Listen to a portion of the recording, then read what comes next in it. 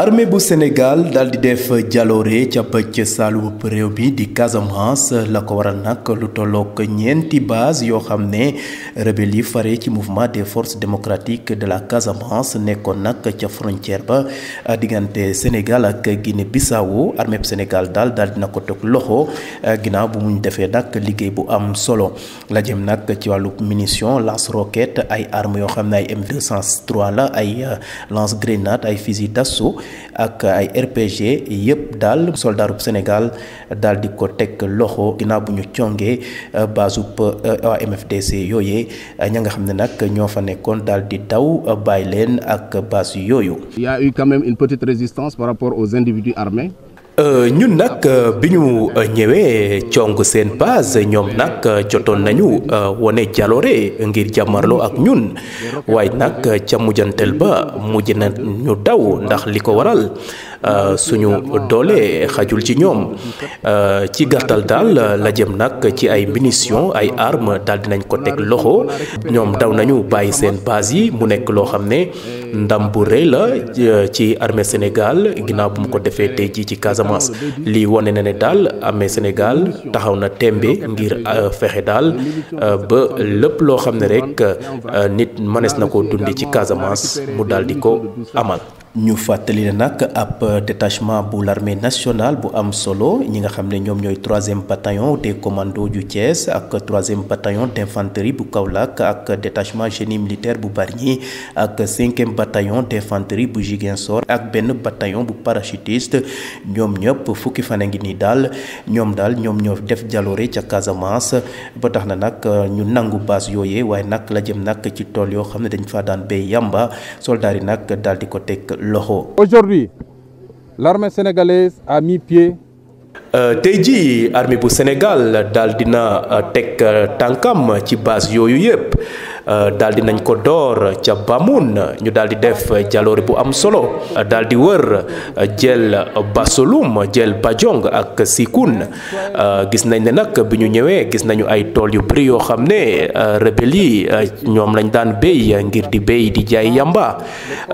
vraiment nangu nañu bërëb yooyu te ñun dinañ taxaw tembe ba bërëb yooyu duñu teguwaat mukk ci seen loxo en tout cas daal ñun waa armée dinañ def suñu liggéey ba mu mat sëkk ngir daal fexe daal ba la jëm nag ci wàllu kaaraange mu am doole lool ci bërëb yi. ki nga xam ne nag mooy commandant zone militaire numéro 5 di colonel Souleymane Kandé moom mi xam ne nag jotoon na dem ci bërëb yooyee xam ne l'armée Sénégal daal dina ko teg loxo moom de rafetlu na liggéeyub jàmbaar yooyee waaye nag nee na daal la leen tax a jóg fexe daal ba Casamance jàmm dellu fa te ñoom duñu nangu mukk ñi nga xam ne nag ay way fipp lañu di wéy di sonal askan ba. ñu fàttali leen ne rek opération yi commandement bu zone militaire numéro 5 bu Ziguinchor ñoom ñoo ko tàmbale woon doore woon ko nag ci ñaar fukki fan ak juróom ci weeru janvier ci atum 2021 fukki fan rek ñu def ko bunt bu yaa daal di ubbeeku ci àllub Casamance la ko waral nag la jëm nag ci base way fipp yu bëri teg nañ ko loxo ñu fàttali nag la taxoon ñu amal opération yi mooy dàkk bépp defkatub ñaawteef ca dëkk yooyee waaye nag fexe ba askan bi nga xam ne moo nekk ca dëkk yooyee xam ne boobu ak léegi daal mat na fanweeri at teguñu woon tànk ca seen dëkk yooyee ñu mën a fa dellu siwaat daal di amal seen dund ci anam ni ko waree ndax ñoom jàpp nañ ne nag doomu Sénégal fu mu mënta nekk ci biir réew mi war nga faa am jàmm ba mën faa dund ñu fàtte ne daal armée Sénégal def na jaloore bu am solo daal di nangu ñeenti base ci way fipp yu bokk ci MFDC.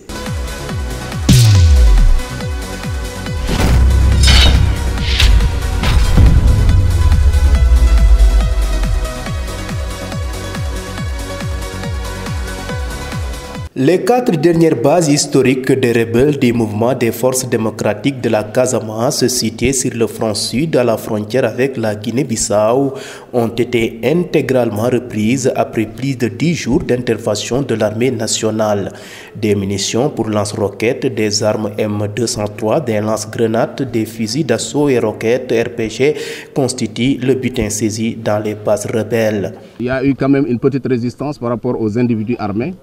Et après, ils ont cédé le terrain. Donc, on a pu récupérer les canons de B10, des munitions, des roquettes RPG des munitions de 7,62 sur bande et en vrac. On a reçu également, on a récupéré des munitions de 12,7. On a récupéré des armes comme un M203 lance-grenade.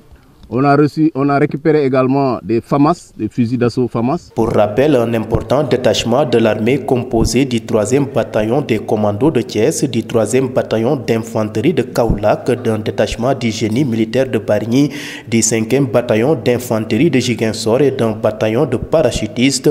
opèrent dans la zone depuis plus de 10 jours, ce qui leur a permis de prendre possession des bases aériennes du MFDC et de détruire des champs de chanvre indiens. Aujourd'hui, l'armée sénégalaise a mis pied sur toutes ces bases. Nous avons d'abord commencé par la position de Bouman. Ensuite, 48 heures après, nous avons conquis la position de Bousouloum, qui est un peu plus à l'ouest. Mais soyez sûrs que toute cette zone est aujourd'hui une zone où se pratiquent des activités illicites, telles que le trafic de chanvre, le commerce de bois, le commerce, l'exploitation des produits forestiers qui procurent une bonne manne financière à ces